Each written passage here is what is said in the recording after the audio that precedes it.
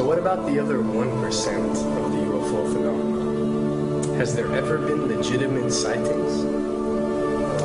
As promised, we're going to cover this 1% in a future episode. But I'll share with you something a wise man once shared with me.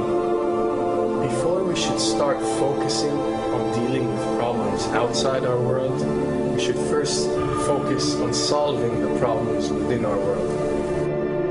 And before you can start solving problems within your world, you first have to solve problems within yourself and within your surrounding environment of family and friends. So basically what I'm trying to say is that we have priorities that we need to focus on first and foremost so we can successfully build our lives and our minds. Now, it's no secret that the difference between what the government knows about UFOs and aliens and what is shared or released to the public is extremely enormous. And unfortunately, governments and several organizations on Earth are taking advantage of the UFO phenomenon to achieve worldly agendas. So why do we see particle beams, huge ones, firing at things that are, you were saying 200,000 Gs? Yep. I mean, go over that. Well, because I think it's part of a test for if there are bad guys out there. Or maybe they're doing preparations for factions. We may be looking at more than one faction. Remember, these groups tend to fragment. They fractally fragment so that you have wars within wars within wars. You know. But why would NASA release that footage? Well, remember, you've got all the good guys at NASA, and then you've got a few who are not good guys. The good guys don't know that there's something to keep secret. Remember, the lie's different at every level. They believe the lies they've been told. So when you set up a structure, an institution, which is supposed to be open and above board and is supposed to present live TV of the shuttle missions, they present live TV. Now, the controllers can't say, oh, well, you can broadcast this, but you can't broadcast that. Because the honest guys will then say, sure. Well, why can't we broadcast that? So people always say if this was happening, it would come out, and it is coming out. Well, I mean, I agree with you. When you've got the Catholic Church saying we need to love the aliens, they're our brothers, when you've got every major denomination saying it, when you've got all the movies, and you've got, in the 80s, huge programs at the Olympics with aliens landing, fake aliens, and you've got huge things the size of 3 football fields floating over Dallas and stuff all over the place. Something's going on. And then I read government documents about fake extraterrestrial landings. Any of this. Why? I mean, you believe it's fake. Remember Operation Northwoods? Yes. Okay. Or we can go to the, September 11th. Governments do huge, big things to sway populations at key nodal points in history. They love hoaxes. Yeah, well, they manufacture history is what it is.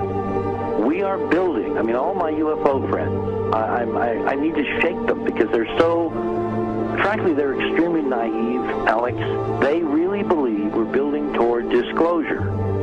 I believe we're building toward a mass, carefully manufactured fake event where ETs, who are really humans, who are really part of this secret clique, who are probably Nazis, who have developed and perfected their technology from World War II, which is why you've got to get, Joseph on. They are going to basically fake out the world. And there's an incredible window on the Nazi black ops programs, the compartmentalized, incredible high technology efforts that were being funded by the Nazi war machine, particularly toward the end of the war, in a desperate effort to win the war, and they fastened their hopes on several key technologies, some of which appear to be the control of gravity itself, which again is a separate piece of data from my work, which came at this from a hyperdimensional physics perspective. I mean, we know there's a lot of suppressed technology. 20 years after the B-2 bomber was already in service, they declassify it. So we have a lot of cases of that. We know there's a whole shadow government.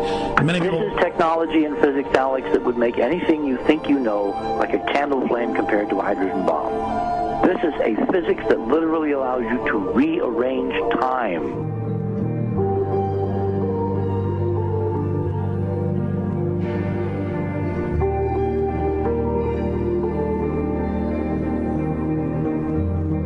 experiment. But I mean, imagine you've got all these compartments in these pyramids within pyramids of compartmentalization. That's why that's the New World Order symbol. And we don't know what they've got because they are so secret. We know they lie so much. We just know it's advanced. Mainline scientists say they're 30 years advanced. So Richard C. Hoagland, what I'm saying to you is, I'm entertaining what you're saying. I respect you. I think you're a great guy. My only issue is, like you said, dealing with what we know they could be up to. The fact, Alex, we have done experiments. We have our own data. We have experiments now from the Soviet Union. 30, 40 years when the Iron Curtain came down, when Glasnost finally prevailed, a huge amount of stuff was declassified from the KGB as well. And we now have put this data together. We not only know what the physics is, we know what it can do, we know what it's based on, we know how to make it work. We've seen in our own experiments ample evidence. We've seen experiments across the American landscape and even in Europe that vindicate various parts of this. And the latest thing I'm working on, it looks like von Braun himself was deeply involved in some of this early physics experimentation, but they're keeping all the good stuff for themselves. The reason is that if we got access to the good stuff, if we got access to the technologies, the energy, we wouldn't be worried about $4, $5 a gallon gas or $10 a gallon gas. We would live like people are supposed to live, all 6 billion of us who could live lightly on the earth, Alex, with this technology. And live longer. Absolutely, and better, and you could live to 200-300 and have the virility of your 20s and 30s. There's extraordinary medical breakthroughs, there's extraordinary physics breakthroughs, technology breakthroughs, energy. It's all been kept away. Think about it. We're already on a planet hurtling through space, all these wonders around you, and you've been taught it's bizarre to question, and that's because there's so many kooks in the alternative movement who do talk about ridiculous, Hollywood-style green men, instead of really looking at the shadow government and all these crazy secret societies that are admittedly running NASA and the shadow government. Well, ladies and gentlemen, during this talk that I'm going to give you, I'm going to explain to you the history of this phenomenon, who the secret government really is, and I will name them by name, the beginning group, the study group. I will tell you who they are today. I'm going to tell you what this is all about. I'm going to tell you who's selling drugs to your children, and I'm going to tell you why the United States government is afraid for you to find out what the truth is regarding UFOs.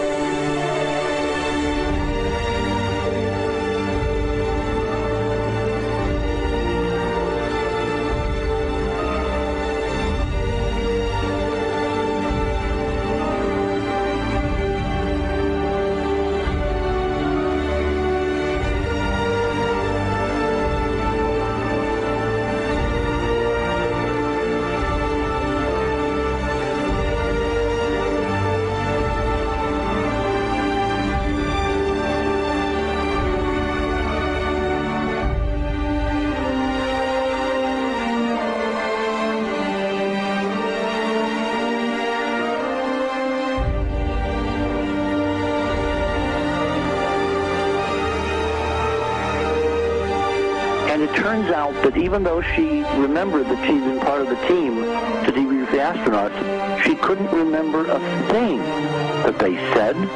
She couldn't remember why she no longer was working with NASA.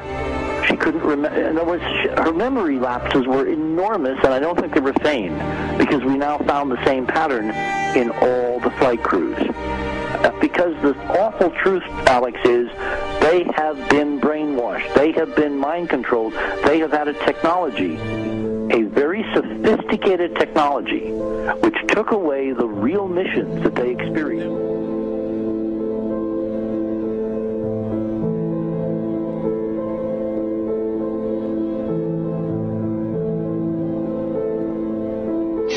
Sorry.